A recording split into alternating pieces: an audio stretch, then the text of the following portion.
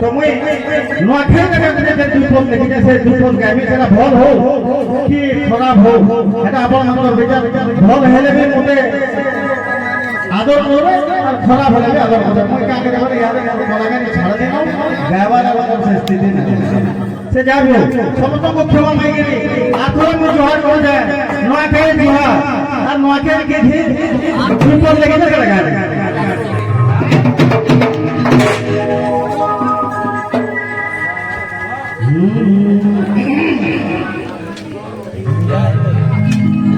नुआखाई रे नुआखाई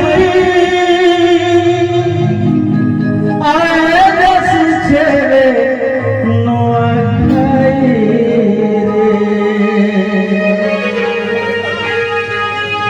बहुत মনে পড়েছে আজ বরুণ ভাই সে তাকর ধুন রেখা চেষ্টা করেছে মানে লেখবার লাগে মতে তো সময় নেই ওই কাহার ঘরকে নথে ভেট ঘাড় भी हे जेले पारी मोर विशेष प्रॉब्लम आपन माने जेछन समस्या देखि जेछन थोड़ा सा तार सत्य भी कलाकार जीवन नहीं सोहे बोले मैं लिखले और सेटा भी मोर गुरु स्वर्गत गुरु बरुण कुमार ताको धुन টিকে রকে সেটা মিশাবাতে চেষ্টা করছে প্রয়াস করছে আপন মানুষ ভাল লাগবা নাই লাগবা তথাপি মতে ক্ষমা হে নুআখাই রে নুআখাই আয়ে যাচ্ছে রে নুআখাই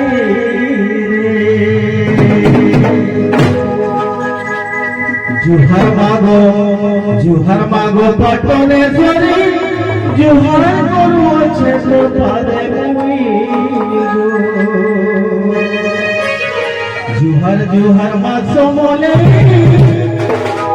जुहर करो देखो पादे मुइयो जुहर मासो रो आकाई जुहर करो देखो पादे मुइयो जुहर खाई रो आकाई आए तेरे रो आकाई जुहर जुहर मासो ने करे जुहर करो देखो पादे मुइयो